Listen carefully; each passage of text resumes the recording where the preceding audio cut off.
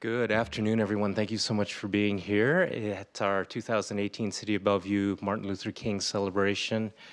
Really appreciate seeing so many folks. I'd like to not take any much more time on the agenda and pass it on to our MC and facilitator, Mr. Anthony Austin.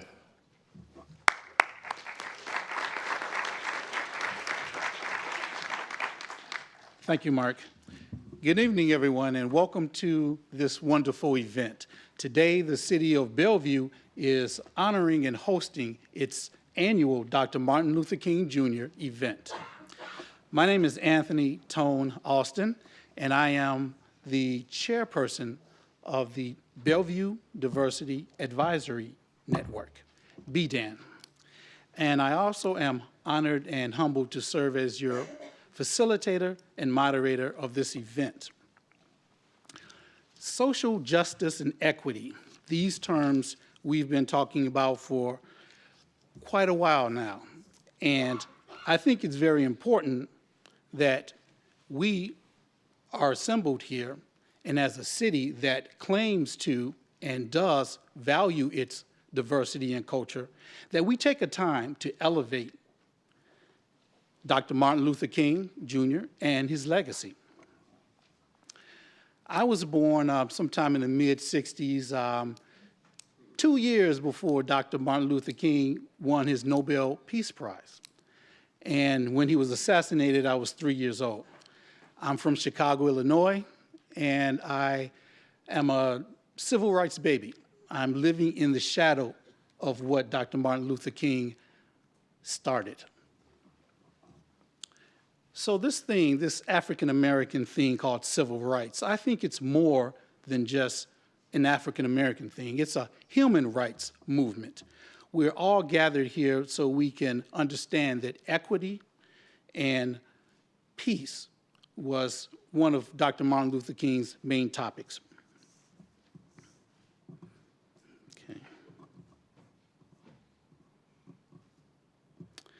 Okay, so before we get to the program and our panelists, I'd like to acknowledge some of our elected officials who are with us here today. We have newly elected Mayor John Chelmanek. We have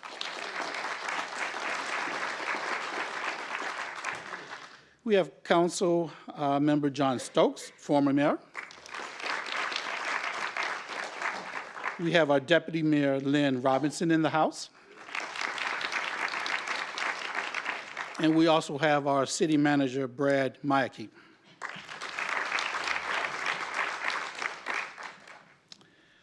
Okay, so without further ado, I'd like to announce that Mr. Brad Mayake will come up and give us a few words. So, Brad. Oh, John? Ah, okay, John, you're first. I'm not sure if Brad's going to speak, but he can always come up if he wants. Oh, fantastic. He's a man of few words. He is. Thank you. Thanks very much for being here today. Also wanted to acknowledge Steve Kasner, who is on the East Bellevue Community Council, who is here today, an elected position in East Bellevue. Also point out, now, Anthony, you talked about being a civil rights baby. John Stokes was a little older than that. John was at the March on Washington and heard Dr. Martin Luther King's great speech from the Lincoln Memorial in person. So wanted to acknowledge that. January always turns out to be a time for reflection, and I think it's really important that we reflect on the life of Dr. King and what he meant. And so that is a great way to begin the month of January. Dr. King was a man of nonviolence, and yet he effected great change within the country and within our society. And how does someone of nonviolence affect change? You speak truth to power. Truth is an important word these days. We've been hearing a lot about that. And it's pretty sad when you can debunk truth with just a hashtag and call it fake news. You mentioned, we just came through a tumultuous year of 2017. 1968, the year that Dr. King was assassinated, was also a very tumultuous year. It's the year that I sort of came of age. I was about 16 at the time and really became aware of what was going on in the country. Walter Cronkite was the most trusted man in America, a man of the mainstream media. And he spoke truth to power that February, telling the country that the nation was lying to them about the Vietnam War. Dr. King, throughout his career, spoke truth to power. There is a great amount of power in the truth. Now, I know when I mentioned fake news, there was a visual that probably popped into everyone's head, one individual you might have been thinking about, but that's not just it.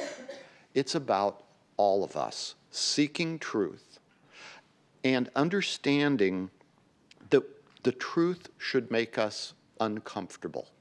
It should challenge our ways of thinking. And when the truth makes us uncomfortable, we should accept that truth and we should change. That's how we, as individuals, can affect our society at large. There is power in accepting the truth. Dr. King spoke of the beloved community, one of justice and equal opportunity. If we follow the truth, it leads us to that beloved community. Thank you for being here in Bellevue today. Thank you for coming to Bellevue City Hall. We look at this as a place of the people, and we mean it when we say our diversity is our strength. Anthony, I'm going to have you come back up and get us on with the panel. I am really looking forward to hearing what the panel has to say, and I have to say that was my first official talk as mayor of Bellevue.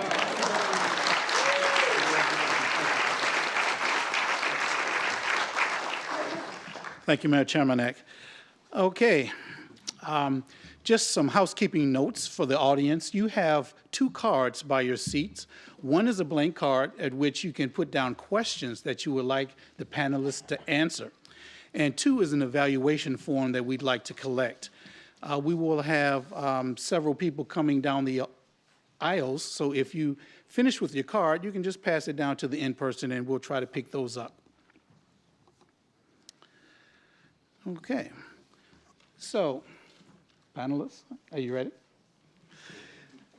We have an esteemed panel of people here today that want to share some of their views, their life histories, and what exactly the legacy of Dr. Martin Luther King meant to them.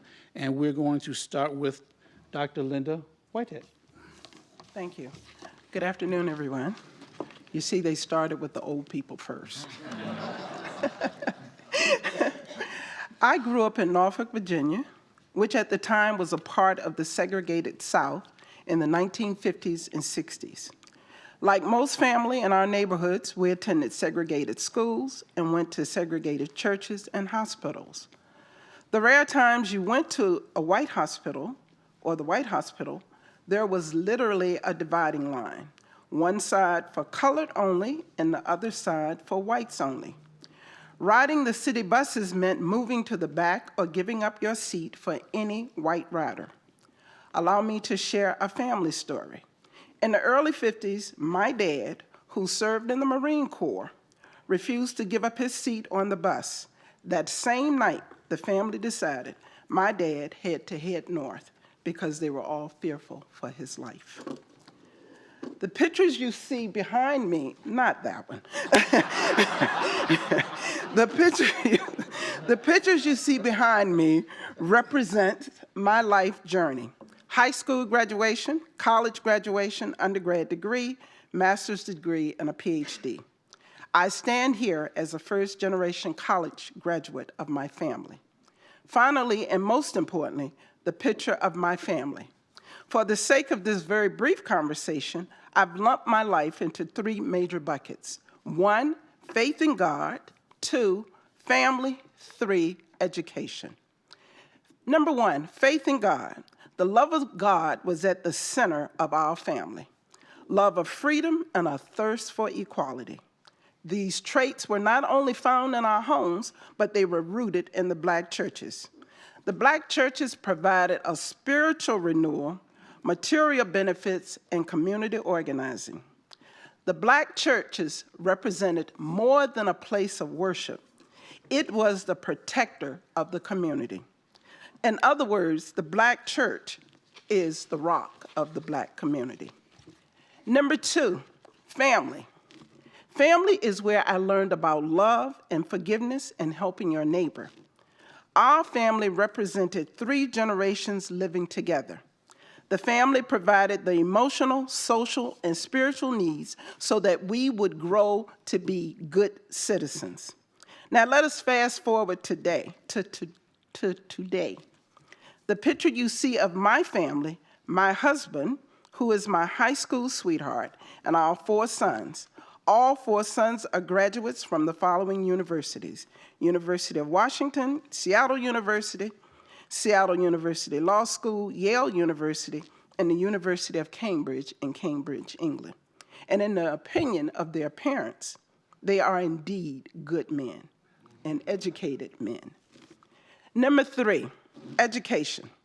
To quote my great-grandmother, once you are educated, no one can take it from you. September the 4th, 9 Black students were denied entrance into Little Rock Central High School, most commonly referred to as the Little Rock 9. I gotta hurry up. 1 year later in Norfolk, Virginia, there were the Norfolk 17 who was refused entry into the public schools. And I will tell you much later.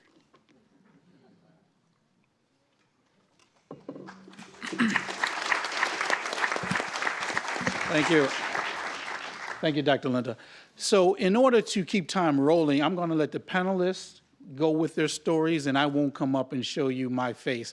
They'll have 3 minutes to tell about their experiences and the legacy of Dr. King. Thank you and good afternoon. My name is Shamari Jones.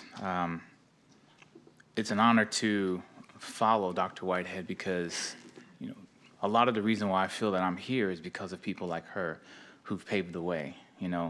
I grew up in a very small town in the Midwest, Gary, Indiana, predominantly Black city at that time. And even though I grew up in the 70s, when I came into this world, I still experienced the same segregation that was existent far prior to me ever being born. And so it was an interesting experience growing up in this particular place where everybody that I knew and every ounce of experience that I had was Black. I didn't know anything different. I didn't know what racism meant. I didn't necessarily know what segregation meant at that time in my life.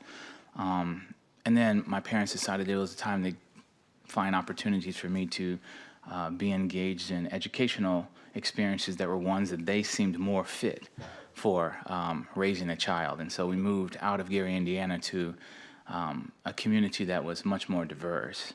And not until then, and this was probably the middle of 3rd grade or so, that I experienced that I was different than everybody else. I was what Martin Luther King was fighting for people like me to have the experience and the opportunity to feel as normal as every other person felt in a society where we were not deemed as acceptable, normal, or the individuals who were going to succeed or be successful in life. And so it was, for me, a very confusing time of my life. And I bounced back and forth from Black communities to very interracially mixed communities to all white communities and all of the above. And when graduating from high school, my decision was to go to a historically Black college. And that's where I feel I really got rooted in who I am. And for all of our parents of Black students who have kids right now who are making that decision, I most certainly promote the experience of ensuring that your kid gets to an institution like a Black college. I went to Tuskegee University because what it did for me is it affirmed me in myself. It gave me an opportunity to know what it meant for me to be Black. It gave me the understanding as to why civil rights leaders, why Dr. Whitehall were individuals in existence fighting that good fight so we can come along and enjoy the luxuries that life has to offer us. And so for that purpose, it was the greatest experience I'd ever had. And then when I left the Black college, I moved around a little bit and landed in Seattle, Sorry, this is a short story because we got 3 minutes. And I say that, based on the degree that I obtained at Tuskegee, which is aerospace engineering and math, I moved to Seattle, and I say that service discovered me. Right? I didn't go into this workforce with the interest of being in the field that served others, but within the first 2 weeks of being in Seattle, it was decided that it was my obligation to give back and to serve people who did not have the opportunities that I had. And so for that, I had a series of jobs which then ultimately landed me here as the Director of Equity and Graduation Success for the Bellevue Schools District. So we'll continue to talk, and my time's up, but thank you for the opportunity to speak.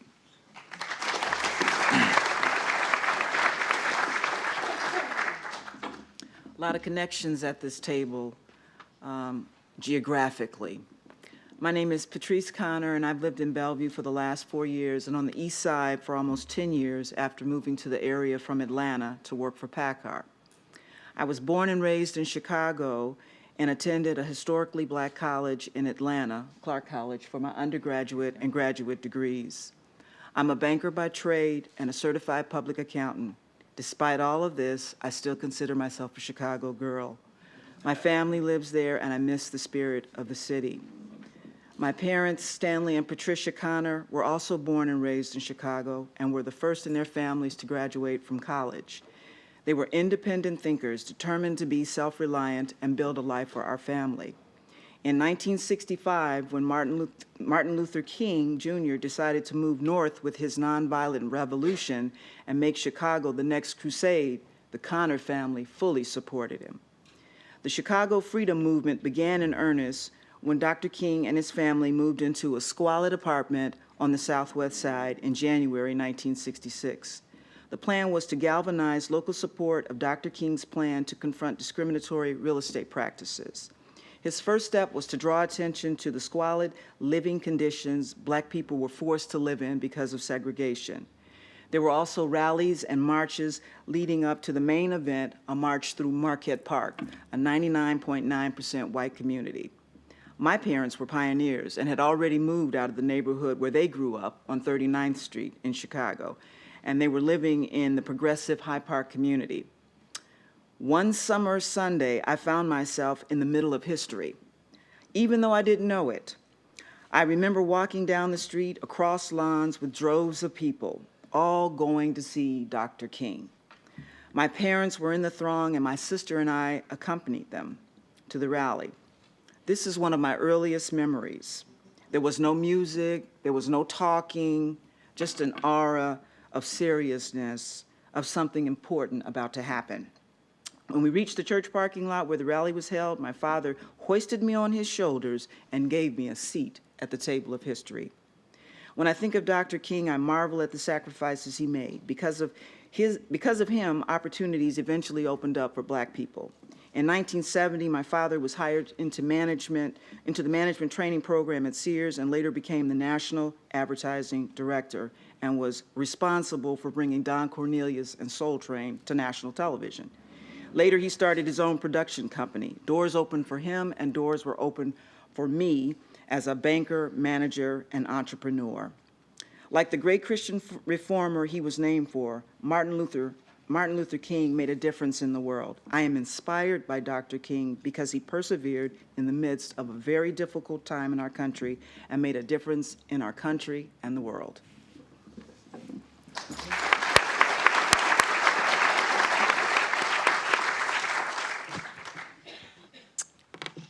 Good afternoon, everyone. I'm Helena Stevens, and I was born the third child and only girl to Cleo and Hortense Williams in Chicago, Illinois. My father had an 8th grade education and worked 2 jobs. During the day, he was a steel mill worker in Gary, Indiana, and at night, he was a street cleaner for the city of Chicago. My father was also a ward captain, part of the Mayor Daley political machine, but that's how he secured jobs for his neighbors and his friends. My mother was a college graduate and a stay-at-home mom. Due to my parents' premature death, my brothers and myself were raised by my grandparents in the 1960s and 70s. My grandmother was black, and my grandfather was white. We lived in the South Side of Chicago, the site of numerous riots during the 1960s. While Dr. King demonstrated several acts of political courage, the first act of political courage I witnessed was my white grandfather driving me home on Cottage Grove Avenue at the beginning of a riot, with miles of anxious Chicago police with billy clubs on one side and the Black community on the other side. Each group was peering into my grandfather's car, wondering why this white man was doing with this little Negro girl. Even as a child, I knew both sides were volatile. My grandfather, white-knuckled, kept me calm and cool and never stopped protecting me the entire drive home. He never abandoned us, even when our garage was firebombed during a riot later that year. My grandparents were longtime neighborhood activists. They grew community food, they clothed the homeless, and they took care of the elderly. This posture of looking out and caring for community, I always considered to be a cornerstone of not only Dr. King, but of basic community values. I was spoon-fed on community activism and being involved. Over the course of my 38-year career, and as an outside of my day job, Brad, I have been a community organizer, a political campaign manager, a national delegate for Ted Kennedy and Jesse Jackson, a leader in the Rainbow Coalition, and an occasional community leader. One of my proudest moments was an hour-long conversation with Senator Ted Kennedy. One week I got home and in the mail was a letter from the Communist Party, the Republican Party, the Democrats, and the Greenpeace movement. I think I'm on everybody's list. In the 1980s, I met and married the love of my life, a civil rights attorney, Alex Stevens. We, of course, met at a political meeting. And when we married, we actually put in our vows a commitment to the African American community and that our lives would revolve around lifting our community up. Since that time, we have raised 5 children, all grown, who are activists in their own right, from school teachers to autistic activists to entertainers to event organizers. We have raised our children with a strong sense of Black community and history, and 3 of our children have graduated from HBCUs. We have an inclusive family, which include gays, whites, Canadians, Dutch, and of course, Blacks. We all understand what Dr. King gave us. This was never about the African American community, and that was it. It's about all of our communities, about being dependent on each other, understanding that if one of us is enslaved, all of us are enslaved.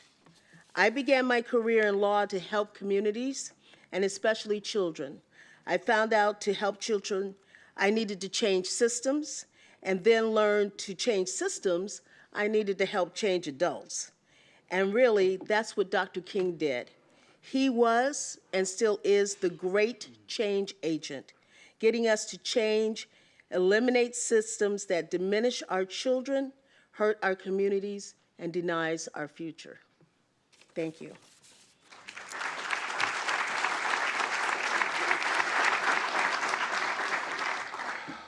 I should just start off by saying I'm humbled to share a panel with these folks. I'm also going to do an obligatory shout out to my LE people in the room. There are many.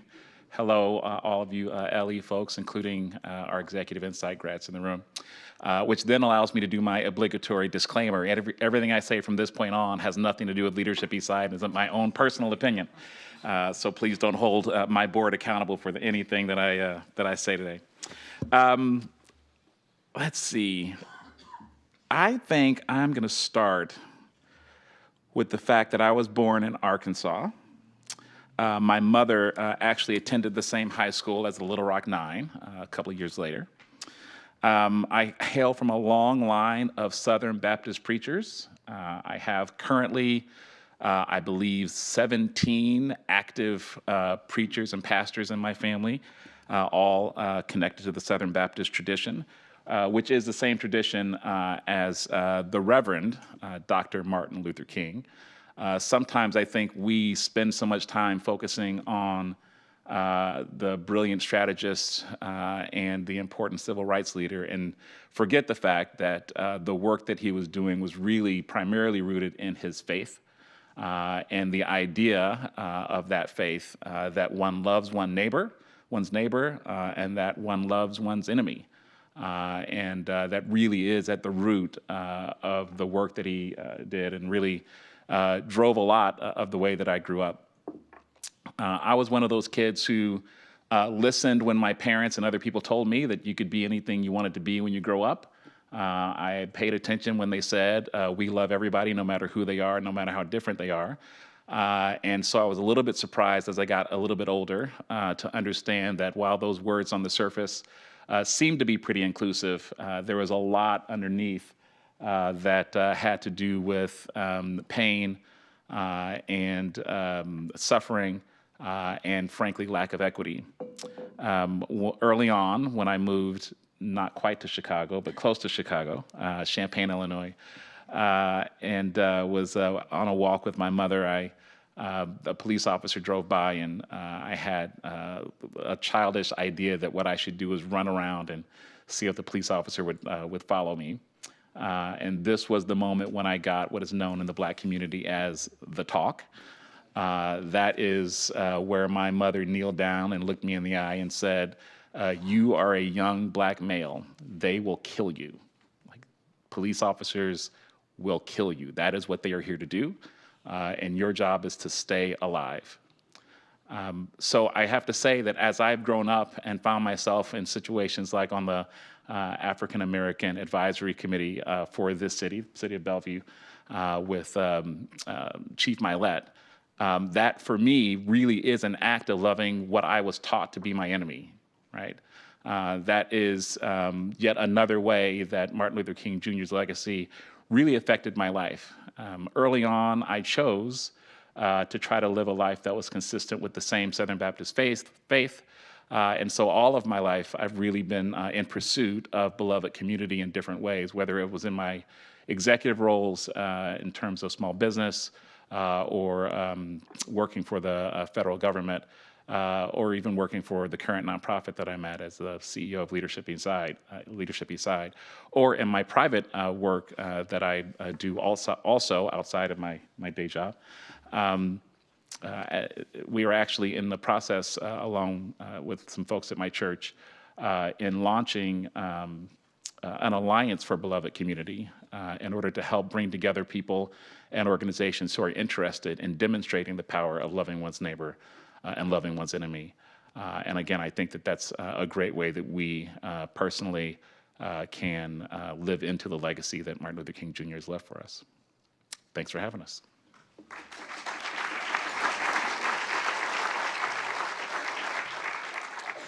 Thank you, panel, for sharing. Next, we're going to go into a panel discussion.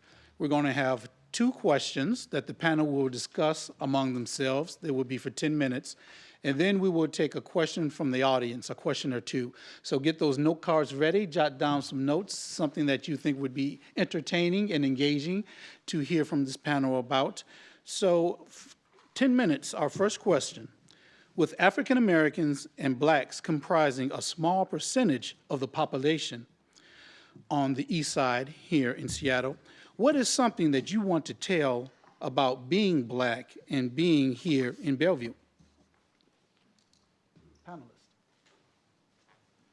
Well, I'll just start by saying that I think it's important to recognize that the small number of African Americans actually in the Pacific Northwest is actually the result of a really specific strategy when the Oregon Territory was considering trying to find its way into the U.S.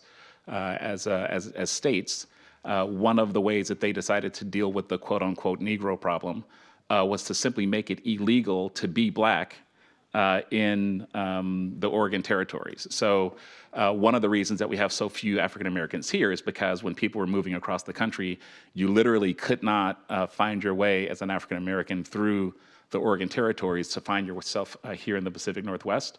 It was backed up by strange things like the Lash law, which said that if you were black in Oregon, whether you were free or slave, you needed to be whipped at least twice a year until you decided to quit the district. So what we're seeing is really just the result of a really intentional strategy that was put in place, a long time ago. Wow, that's amazing. I think what I would say is I don't fit the stereotype. I'm not the black woman you see on Cops or Housewives of Atlanta. I'm educated, I'm articulate, and so were my parents. And I think so I've run into so much since I've been here. It's been amazing, the experiences that I had, because so many people have never even interacted with a black person, and not African American, black person, sure enough, Southside Chicago. And so all they know are these programs and the stereotypes that you see on television. And they treat you like, well, this poor little girl came from the projects, no daddy, probably don't know who her father is, whatever. And that is something that I've experienced here in Bellevue. And so I just say that, hey, I'm not your, don't stereotype me, and I'm not that person. It's an interesting dynamic, especially coming from places where you're not in the minority.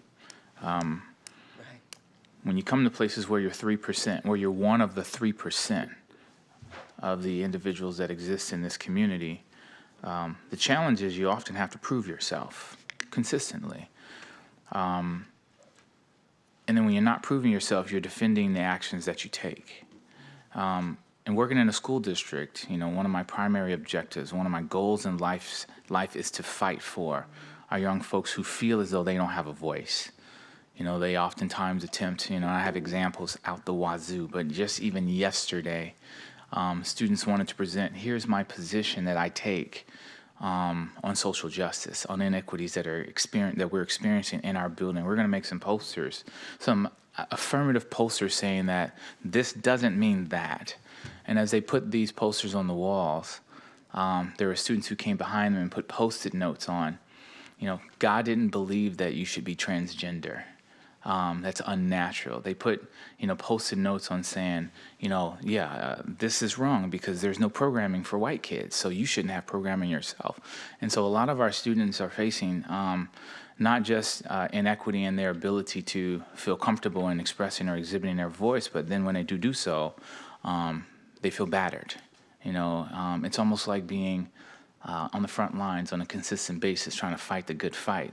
When you think about what Dr. Martin Luther King Jr. did and how persistently he did it for such an extended period of time, you don't often think about the burden that he carried when he's not on the front lines, when he's with his family, when he's just trying to chill with his children. That is the unspeakable truth of the things that some of our people experience on a consistent basis, and especially when you're a part of a small number of folks and you're not very visible. And so there's a lot of work to do.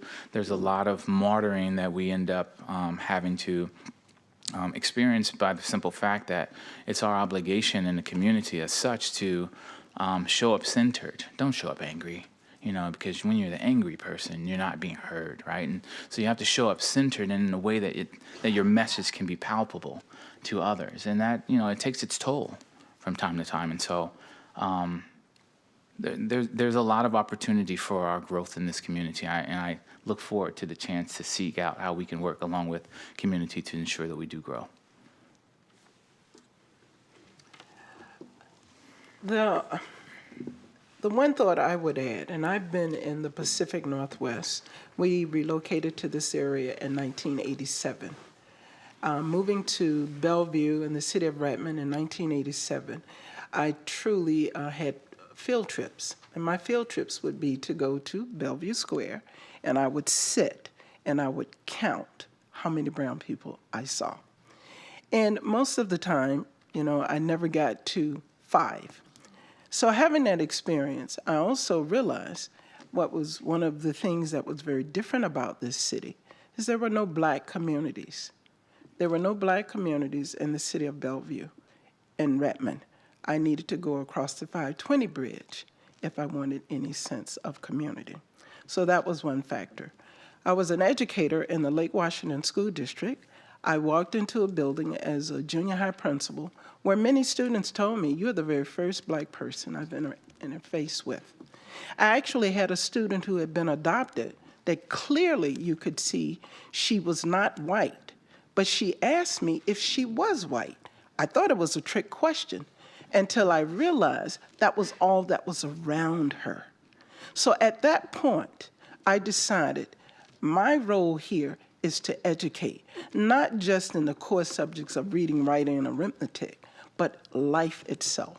How do we prepare these students to shed all of the stereotypes that they believe is what make or define this Black person they're looking at, when in fact, that is not us. Look at us as individuals. I believe it was Malcolm X that once said, "Don't look at me as a colored woman, a Negro woman, a Black woman. Simply look at me as a woman." What I would share with you is that being Black in Bellevue isn't different than being anything else in Bellevue. People move here for all the same reasons you moved here. Good schools, a good place to live, good jobs.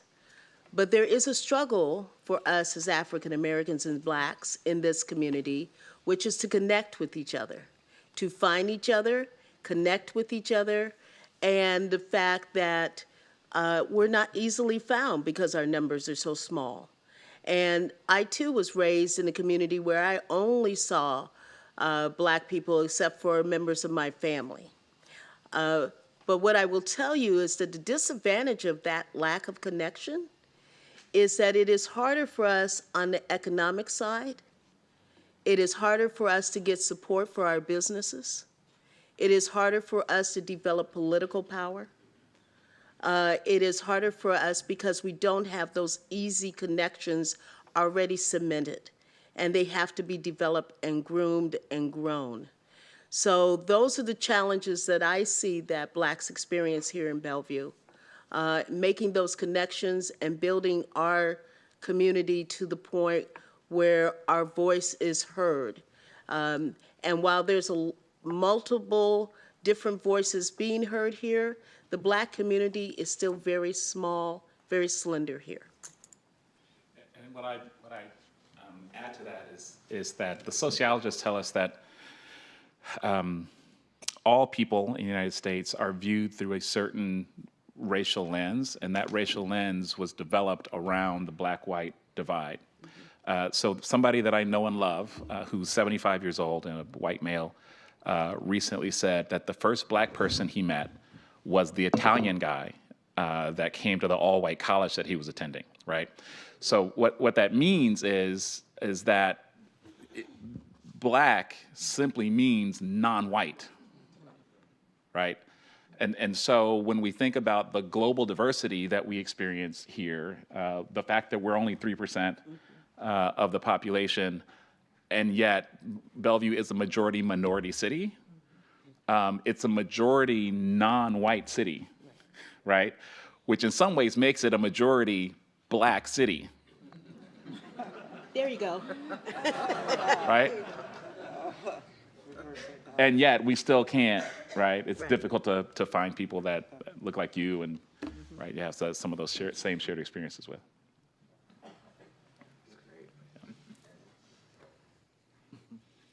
Thank you, panel.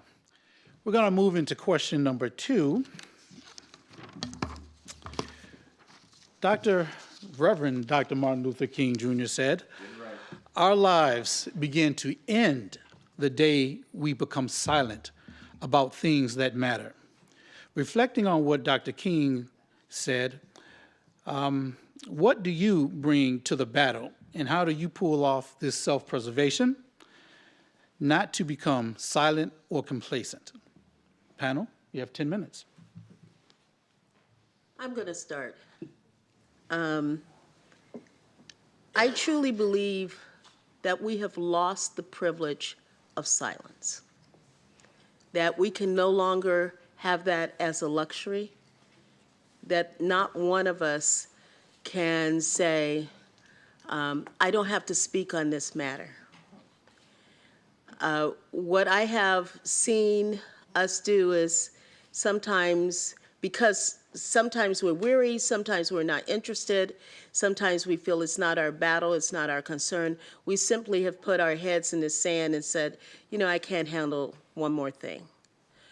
I'm afraid those days are gone, and that each one of us as individual, and certainly me, as I preserve myself in this time and place, don't have the luxury to be quiet.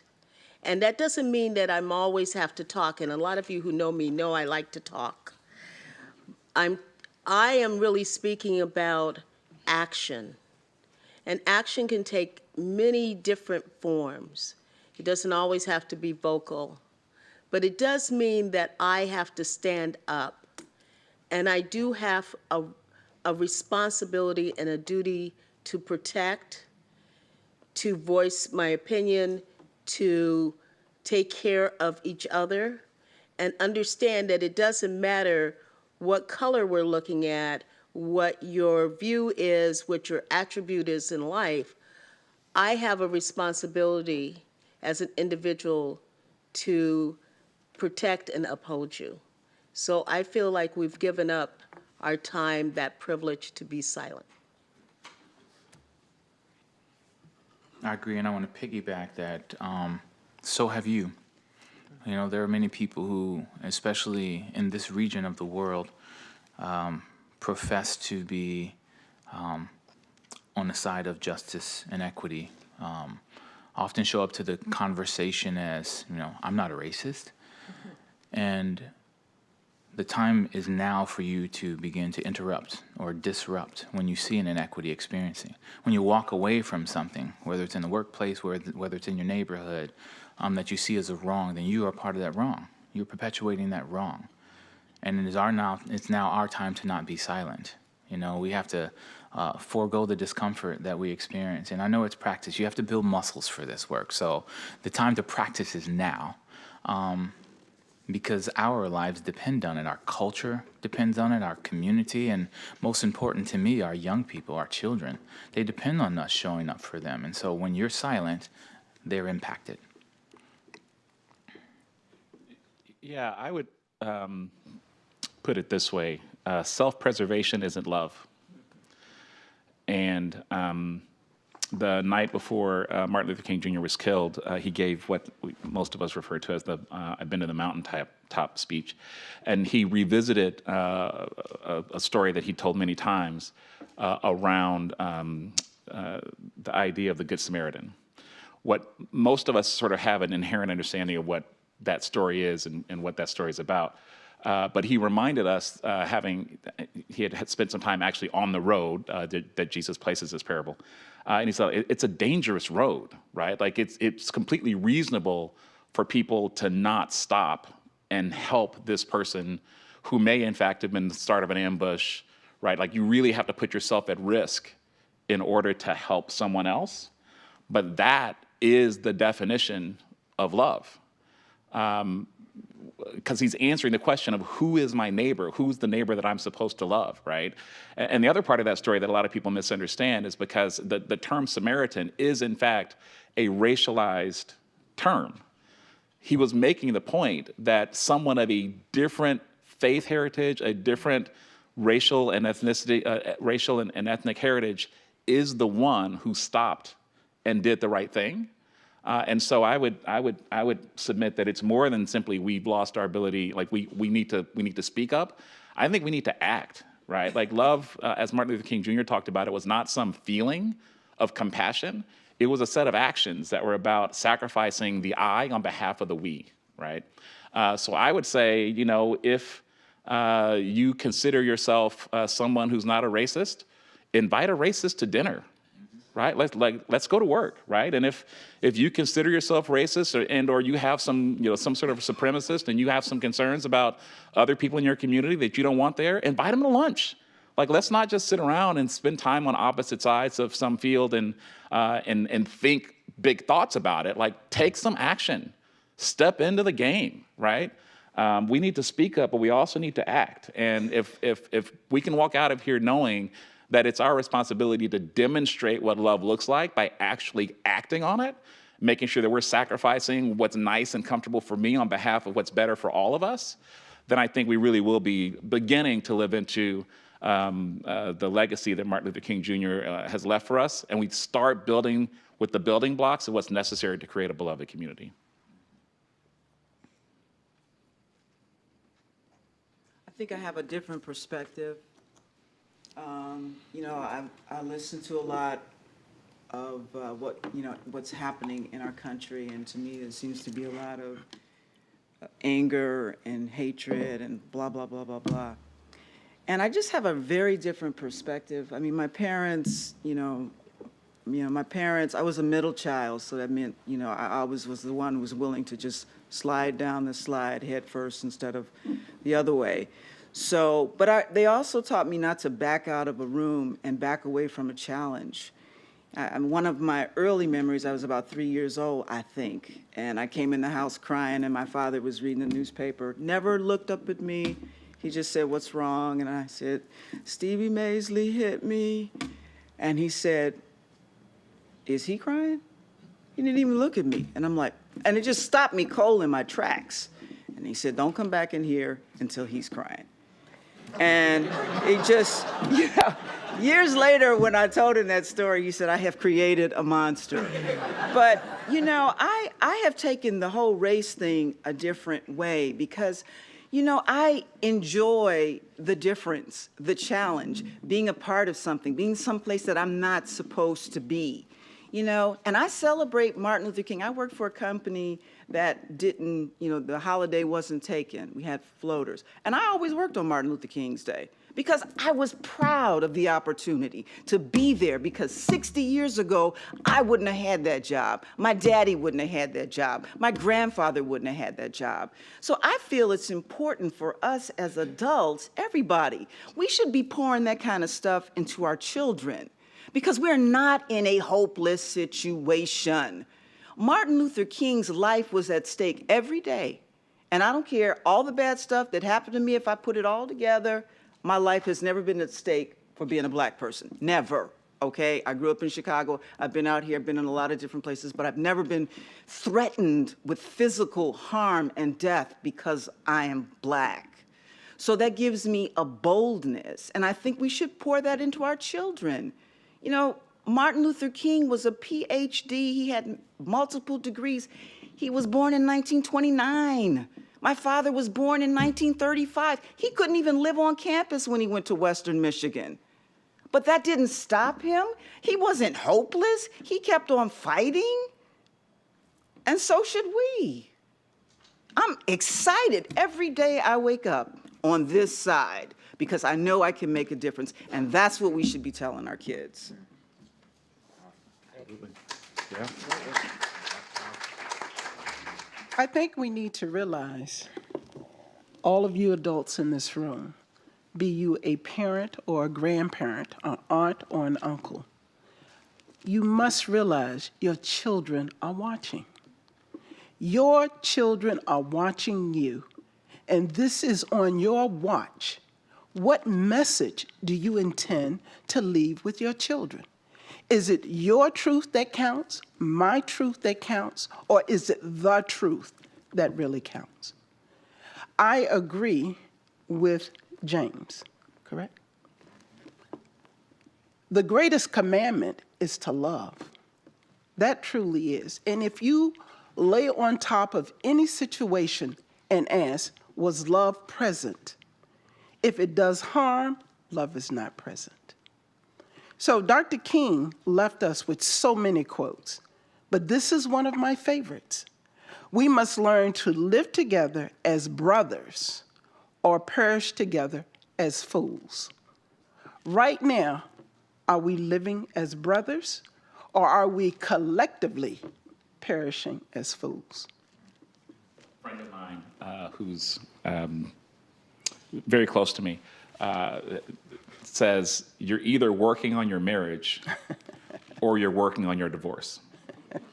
Right, so at all times you got to ask yourself that question. Am I working on my marriage or am I working on my divorce? And I think what Dr. Whitehead said is so important. Either we're working on brotherhood or we're working on perishing. Like it's at any moment, you're doing one of those two things, right?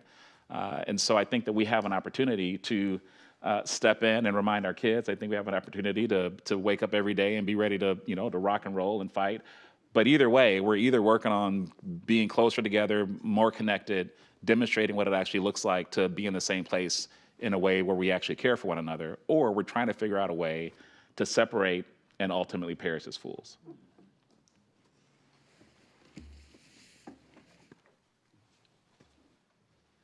Thank you, panelists. We have 3 questions here. I don't know how we're going to get through 3 questions in 10 minutes with all of this exciting information we have. First is from social media. Were you surprised by the reaction of #MeToo and their lack of reaction to Black Lives Matter? Do we know what that's about? Mr. Shamari, will you comment? Oh, do we know what it's about? Oh, I thought you asked me if I knew what we were talking about. Yes, I do. I know them both. Go ahead, you're first. Surprised? No. I work in a body of work that the context of the work is related specifically to race, and the amount of people who desperately try to avoid the capital R word is stifling. We can talk about culture all day, every day.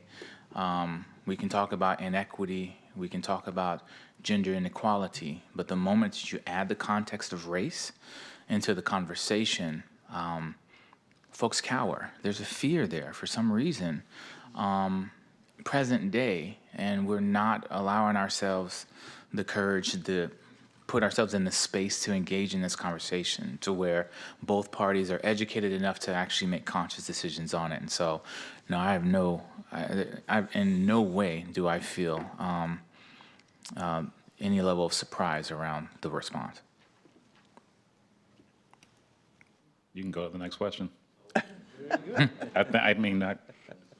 Yeah. Question number 2. How has the struggle for racial equality and justice changed from the King era until today? It's changed. They're not stringing people up. Wait a minute. So they're not stringing No, people no, up. I would disagree with that. I don't Because think so. No, I don't know that I would totally agree with that. What I would say is that I think we're misled if we think it has changed. There are things that have gotten better, yes. There are times that when we look at television, we see more Black and brown faces. And whether we're talking about entertainment or whether we're talking about journalism or we're talking about various positions in the corporate world, in government, those things have changed. More opportunities have occurred. But we still have a basic problem in this country that we need to fix in this country before we look at any place else, which is how we deal with race on an individual basis. The assumptions that we make. To tag it back just for a minute to the previous question about Black Lives Matter, I think that is staggering, the amount of people on both sides of all colors that really don't understand what Black Lives Matter means and hasn't taken the time to really understand that that is not about Black people versus police. That is about the value of life and asking the question of how did we get here? So for me, that question about has it changed, I don't think that it has changed enough. And part of that for me is that there has not been enough self-discovery, self-education, self-learning about what is really going on about race in this country and the willingness to talk. Now, I don't know that I want to go to dinner with a racist, but I'm going to put that on James's tab.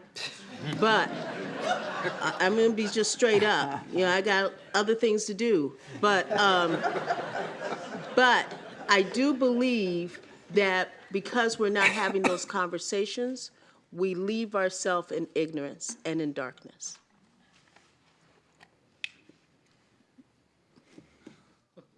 You have 3 questions. We're trying to help you out. You're right. I'm appreciative. I consider myself woke, so I will go to dinner with a racist. I have no problem with that. Here's the next question.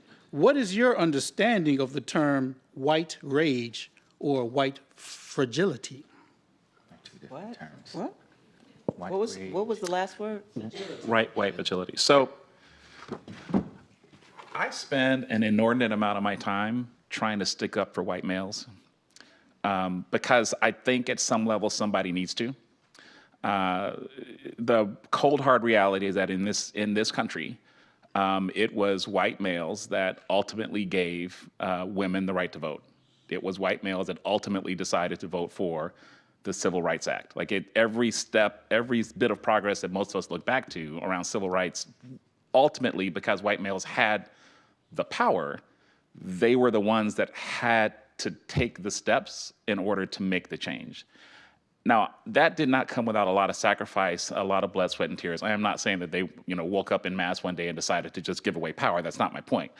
But my point is that the great strategists of this country have sought interest conversion, as the critical race theorists describe it, identifying how and why the people that have power, how and why people who are behaving in a certain way, what's in their interests in order to have them think and behave differently.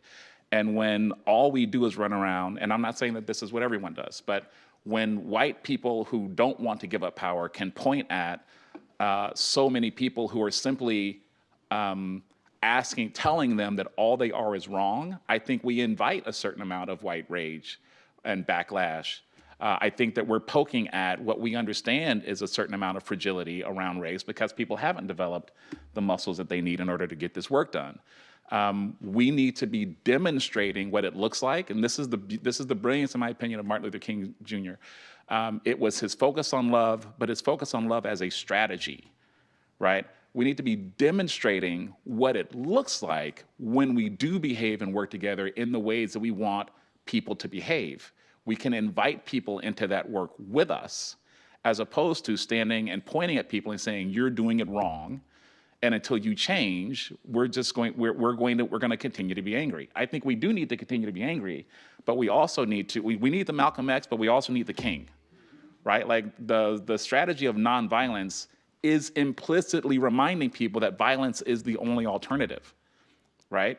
So when Martin Luther King Jr. talked about the importance of nonviolence, he was ringing the same bell around Malcolm X and the other black people who were saying by any means necessary. So we need to be angry, but we also need to open a hand and say, and this is what it looks like if you're willing to come across and actually work together in order to build the kind of community we want. This is how we are inviting you to do that work. And I think that we're missing, I think that we're overall, one of the biggest things that has changed, in my opinion, is that lack of long-term strategy about what the end game really looks like. So I need a moment. First of all, I agree and I disagree with James, and I have utmost respect for him. What happened, people did it grudgingly. They didn't do it because they felt, oh, it's the right thing to do. I White agree. males did it grudgingly. I agree. And I want to take you guys back. I'm a teacher by trade. In 1963, it was President Kennedy, as a result of, because I lived through this, I didn't get to tell you my moment of seeing Dr. King and the marchers pass through Norfolk, Virginia on their way to DC. And the fact that so many people had to stay in people's homes because they couldn't stay in the white hotels and they didn't have the places to eat. Now, so it was all of that coming together that brought the civil rights issue to President Kennedy. And after he was assassinated, Johnson, he did what he was forced to do and what he thought was right to do. So I don't have a whole lot of feeling sorry for white men. I have to tell you the truth, I don't. But on the other hand, I don't have a hatred for. I just honestly feel that kumbaya moment that we must stand together in truth. Not just your truth and what makes it right for your home, but in truth. Look at who you are hiring. As I said, and I can't pick on Lake Washington because it's a wonderful district, but when I would go into HR, they would always say, the reason why we don't hire blacks, we can't find any. I said, well, try going to Nordstrom's and buying one. You can find people. Look at who you're hiring. Look at the statements or the reasons you give not to hire. So I will just end with that. Thank you. Thank you very much. Can we have a round of applause for our panelists?